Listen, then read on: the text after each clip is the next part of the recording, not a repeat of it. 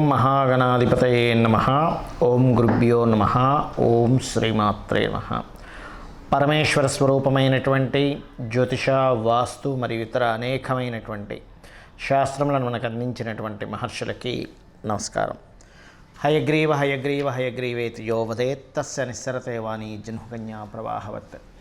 అరుణాం కరుణాతరంగితాక్షీం ధృతపాశాంకుశపుష్పబాణచాపాం అనిమాదిభిరావృతాం మయూకైః అహమిత్యేవ విభావయే భవానీం. శ్రీమాత్రే నమః. ప్రేక్షకులకి ఆ లలితాంబిక అమ్మవారి యొక్క అనుగ్రహం పరిపూర్ణంగా కలగాలని మనస్ఫూర్తిగా కోరుకుంటూ, మనం ఈ క్రోధినామ సంవత్సరంలో 12 రాసుల వారికి, వీలైతే 12 లగ్నాల నుంచి చూసుకోండి, లగ్నం తెలియని వారు రాసి చూసుకోవచ్చు, ఆదాయ వ్యయాలు ఎలా ఉన్నాయి, అదేవిధంగా రాజ్యపూజ్యము అవమానం ఎలా ఉంది, ఒకవేళ ఆదాయం తక్కువగా ఉంటే దాన్ని పెంచుకోవడం ఎలాగా, దానికి గ్రహస్థితి ఎంతవరకు మీకు సహకరిస్తుంది, మీరు చేసుకోవాల్సిన మంత్రం కానీ, గోసేవ కానీ, లేనట్లయితే దానం కానీ ఏమి చేసుకుంటే మీకు అభివృద్ధి ఉంటుంది అనేటువంటి విషయాలు మనం చెప్పుకుందాం. అయితే ఇక్కడ ఏంటంటే ఎప్పుడు కూడా ఈ సంవత్సర ఫలితాలు చెప్పేటప్పుడు ఆదాయ వ్యయాలతో పాటు గోచారంలో ఉండే మేజర్ ప్లానెట్స్ అంటారు. అంటే slow moving planets, fast moving planets ఉంటాయి. అంటే త్వరగా నెలకి 25 రోజులకి 45 రోజులకి జరిగిపోయే ప్లానెట్స్ కొన్ని ఉంటాయి. అంటే రవి, కుజుడు, శుక్రుడు, బుధుడు వీళ్ళు. ఇక చంద్రుడు అయితే 2.5 రోజులకి మారిపోతూ ఉంటాడు ఒక్కో రాశి. కానీ మేజర్గా మనల్ని రూల్ చేసేటువంటిది జీవకారకుడైనటువంటి గురువు, కర్మకారకుడైనటువంటి శనిశ్చరుడు, అదేవిధంగా కాలానికి కారకుడైన రాహువు, మోక్షానికి కారకుడైన కేతువుని ప్రధానంగా మనం తీసుకుంటాం. ఈ మోక్షానికి కారకుడైన కేతువు ప్రస్తుతం ఈ సంవత్సరం అంతా కూడా మనకి కన్యారాశిలో ఉంటాడు. కాలానికి కారకుడైనటువంటి రాహు మీనరాశిలోని, మరియు జీవకారకుడైన గురువు మాత్రం మే 2వ తేదీ వరకు మేషంలో ఉంటూ దాని తర్వాత వృషభంలోకి మారుతున్నాడు. ఇక శని భగవానుడైతే మారట్లేదు, కానీ మనకి జూన్, జూలై మాసాల నుంచి ఒక 4.5 నెలలు మాత్రం కొద్దిగా వక్రిస్తాడు. కుంభంలో ఉన్న శని వక్రిస్తాడు. అదేవిధంగా సెప్టెంబర్, అక్టోబర్, అంటే ఆల్మోస్ట్ సెప్టెంబర్ ఎండింగ్, అక్టోబర్ ఆ టైం నుంచి ఒక 4.5 నెలల పాటు గురువు కూడా వక్రిస్తాడు.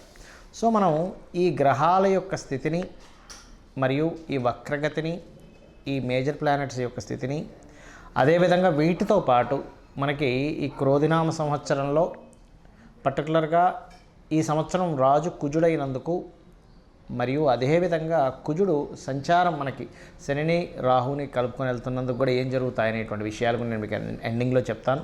సింహ లగ్నము, లగ్నం తెలియని వారు రాశి నుంచి చూసుకోండి. అయితే ఈ సింహం వారికి ఈ సంవత్సరం ఆదాయము, వ్యయము, రాజ్యపూజ్యము, అవమానం ఎలా ఉంది చూసుకుంటూ దాన్ని మనం ఏ రకంగా మార్చుకోగలమని తెలుసుకుందాం. సింహం వారికి కన్నా చూసుకుంటే 2 అండి ఆదాయం, వ్యయం 14. అంటే ఆదాయం పడిపోతుందా, ఏం టెన్షన్ పడకండి, మార్గం చెప్తాను. మీ జన్మజాతకంలో కూడా బాగా డౌన్ఫాల్ ఉంటే దానికి కూడా మన మార్గం ఉంటుంది, ఏం టెన్షన్ పడాల్సిన పని ఏమీ లేదు. మీ జన్మజాతకంలో ఇంకా ఆదాయం తగ్గే ఛాన్సే లేదు. ధనాధిపతి మహాదశలు నడుస్తుంది, అంటే ధనాన్ని ఇచ్చే మహాదశలు నడుస్తుంది. ధనాధిపతి మహాదశ నడుస్తే డబ్బులు రావాలని రూల్ లేదు. ధనాన్ని ఇచ్చే మహాదశ నడుస్తుంది అనుకోండి, మీరు ఈ 2-14 గురించి టెన్షన్ ఏం పడాల్సిన పని లేదు, గుర్తుపెట్టుకోండి. అయితే నేను మీకు ఇక్కడ ఆదాయం పెరిగే మార్గం ముందు చెప్పి దాని తర్వాత మిగతా అంశాల్లోకి వెళ్దాం. ఆదాయ స్థానం అంటే ధనస్థానం 2వ స్థానంలో ఉంటుంది. ఈ ధనస్థానంలో కేతు ఉన్నాడు.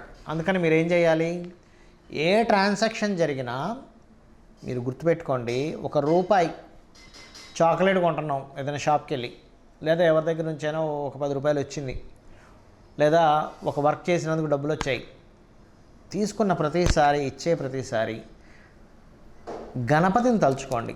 ఏమని తలుచుకుంటారంటే, స్వామి నీ యొక్క అనుగ్రహంతో నాకు ఈ డబ్బులు వచ్చాయి అనుకోండి. నువ్వు నాకు ఇచ్చిన డబ్బుల వల్లే నేను ఈ మాత్రం నేను ఖర్చు పెట్టగలుగుతున్నాను అనుకోండి. ఇచ్చేటప్పుడు ఖర్చు పెట్టగలగడానికి నువ్వే కారణం, నాకు ఇది రావడానికి నువ్వే కారణం తండ్రి అని మనసులో అనుకొని మీరు చేయండి. ₹1 కూడా మీకు ఇబ్బంది కలగకుండా ఉంటుంది, గుర్తుపెట్టుకోండి. ఇబ్బంది అనేటువంటిది రాకుండా ఆ స్వామివారు చూసుకుంటారు. అలాగే వ్యయం 14 ఉంది. 14 వ్యయం ఉంది, ఎలాగా అని మనం టెన్షన్ పడుతుంటాం. ఏం టెన్షన్ పడాల్సిన పని లేదు. బియ్యము దానంగా ఇవ్వడం లేదా మినుములు దానంగా ఇవ్వడం కనుక చేయగలిగితే వ్యయం తగ్గుతుంది మీకు. అలాగే రాజ్యపూజ్యం, అవమానంగానే తీసుకున్నట్లయితే రాజ్యపూజ అవమానాలు సింహం వారికి 2-2గానే ఉన్నాయండి. అంటే పెద్దగా విమర్శించే వాళ్ళ సంఖ్య పెద్దగా ఉండదు, అవమానించే సంఖ్య పెద్దగా ఉండదు. కానీ ఎంతైనా సరే కొంచెం పేరు ప్రఖ్యాతలు రావాలని కోరుకుంటాం. కాబట్టి మనం చేయవలసింది ఏమిటంటే దత్తాత్రేయునికి అంటే గురుగ్రహానికి దత్తాత్రేయ అధిష్టాన దేవతగా చెప్తుంటారు, దక్షిణామూర్తిని అధిష్టాన దేవతగా చెప్తుంటారు. ఏదైనా గురు సంబంధించినటువంటి ఆధిపత్యం కలిగినటువంటి ఆ లక్షణ సంబంధంగా ఉండేటువంటి దేవతామూర్తిని గురువుకి అధిష్టాన దేవతలుగా చెప్తుంటారు. కావున మనం చేయాల్సింది ఏమిటి, మే వరకు అంటే అమ్మవారి ఆరాధనతో పాటు దక్షిణామూర్తి ఆరాధన లేదా దత్తాత్రేయ ఆరాధన మీరు ఈ సంవత్సరం మొత్తము కనుక చేసినట్లయితే, మే వరకే అని కదా, ఈ సంవత్సరం మొత్తము కనుక చేసినట్లయితే మీకు ఖచ్చితంగా రాజపూజ్యం పెరిగి తీరుతుంది. అందులో ఎటువంటి సందేహం లేదు. ఇది గుర్తుపెట్టుకోండి. ఈ కేవలం రాజపూజ్యం పెరగడమే కాకుండా ఫైనాన్షియల్ గ్రోత్తో పాటు, ఎందుకంటే టెన్షన్ పడాల్సిన అవసరం లేదు, రెండులో కేతు ఉంది కదా అని. మీకు గురువు వస్తున్నాడుగా, ఈ సింహానికి అధిపతి అయినటువంటి గురువు ఇక్కడికి వస్తున్నాడు, దశమస్థానంలోకి వచ్చి రెండుని చూస్తున్నాడు. అయితే ఇక్కడ గురు రాశిలో రాహు ఉన్నాడు. అంటే ఏమిటి, కొంచెం ఆన్లైన్ బేస్లో ఆన్లైన్ త్రూగా మీకు పెరుగుతుంది. ఇది గుర్తుపెట్టుకోండి. రాజపూజ్యము, అవమానము, ఆదాయము, వ్యయాల గురించి మనం మాట్లాడుకున్నాం. ఇక మిగతా అంశాలు ఎలా ఉంటాయి ఈ సంవత్సరం.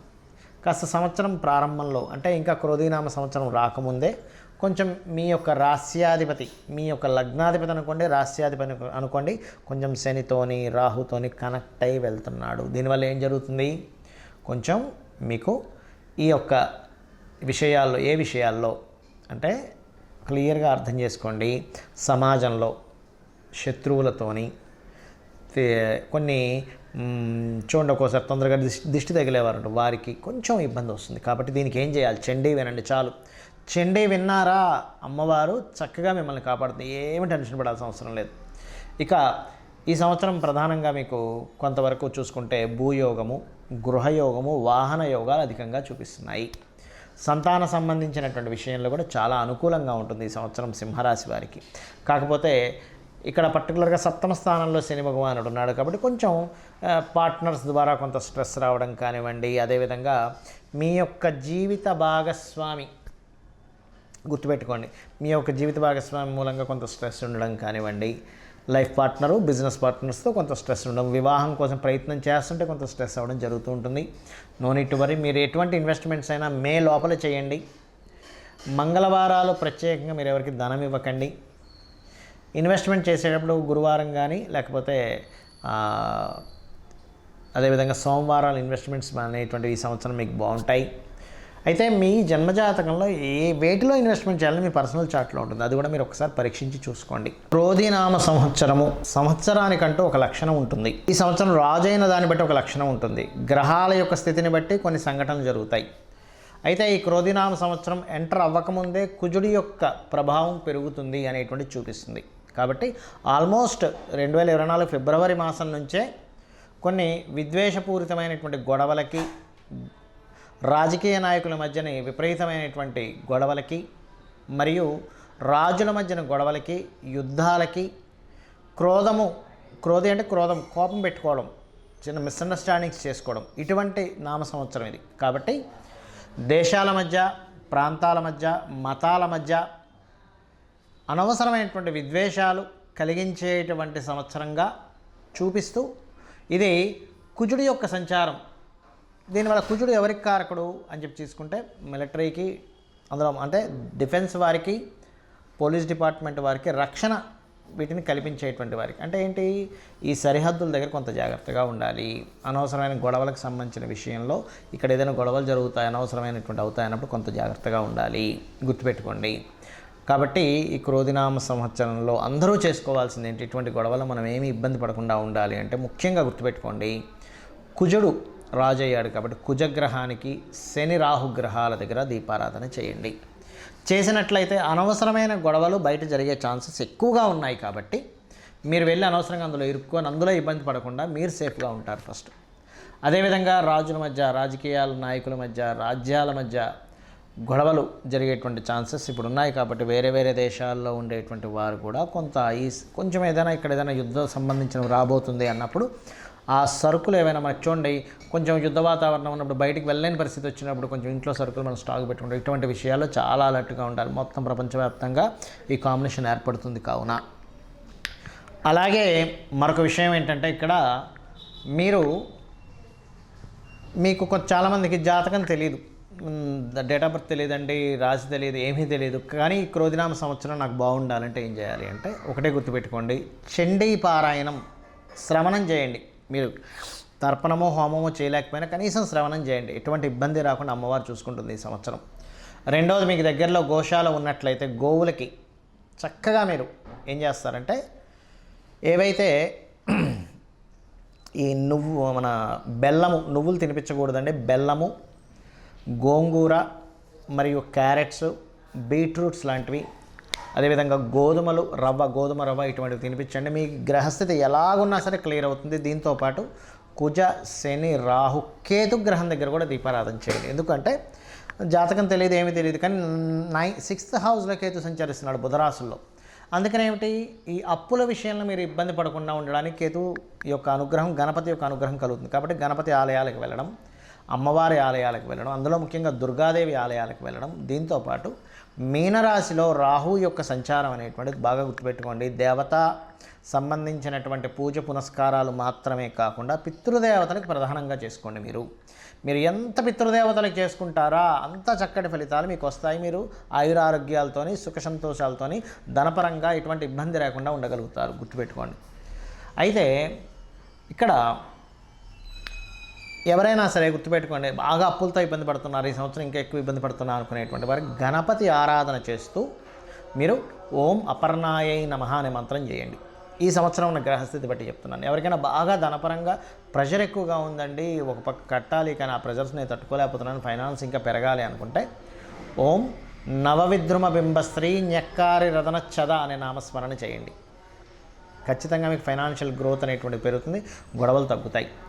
మరియు దీంతోపాటు మీరు ఒకటే గుర్తుపెట్టుకోండి, మనం ఇప్పటివరకు చెప్పుకున్నటువంటి ఆదాయ వ్యయాలు ఏవైతే ఉన్నాయో, రాజపూజ అవమానం ఏదైతే ఉందో, ఇది పంచాంగంలో జనరల్గా అందరికీ తీసుకునేటువంటిది. కానీ ఇలా కాకుండా మీ యొక్క పర్సనల్ చార్ట్, అంటే మీరు ఎప్పుడు పుట్టారు, ఏ సమయము, ఏ నెల, ఏ తారీఖుని, ఏ సంవత్సరంలో, ఏ ప్రాంతంలో పుట్టారనే దాన్ని తీసుకొని మీ జాతక చక్రం వేసుకొని మీ లగ్నం ఏమిటి, మీరు పుట్టినప్పుడున్న లగ్నం ఏమిటి, మీ నక్షత్రం ఏమిటి, మీ రాశి ఏమిటి, మీకు ఏ మహాదశ నడుస్తుంది, మీరు ఏ ప్రయత్నం చేస్తే మీరు చక్కగా యోగిస్తుంది, మీకు ఏ మార్గంలో మీకు ధనయోగాలు ఉన్నాయి, ఎవరి ద్వారా మీకు సహకారం ఉంది, ఏ దిశను మీరు నివసిస్తే బాగుంటుంది, అంటే తూర్పు, ఈస్ట్, వెస్ట్, నార్త్, సౌత్లో అన్నీ మంచివే, కానీ మీకేది పనికి వస్తుంది, మీ సంతాన అభివృద్ధి ఏమిటి, మీ ఉద్యోగ, వ్యాపార, ఇన్వెస్ట్మెంట్స్ రిలేటెడ్, విదేశాలకు వెళ్ళేటువంటివన్నీ కూడా మీ జన్మజాతకంలో ఉంటాయి, గుర్తుపెట్టుకోండి.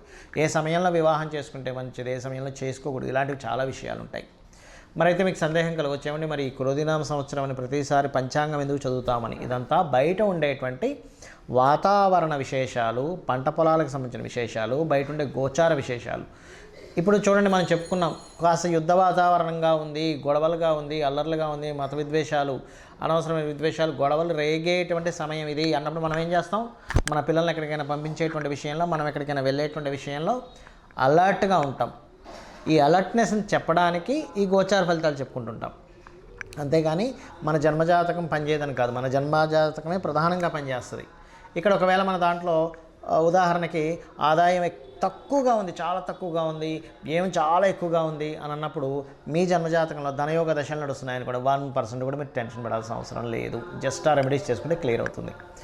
సో ఈ రకంగా మీరు ఈ యొక్క ఫలితాలను చూసుకుంటూ నిత్యము అమ్మవారి యొక్క ఆరాధన చేసుకొని మీరు సుఖ సంతోషాలతో వర్ధిల్లాలని మనస్ఫూర్తిగా కోరుకుంటూ శ్రీమాత్రే నమః.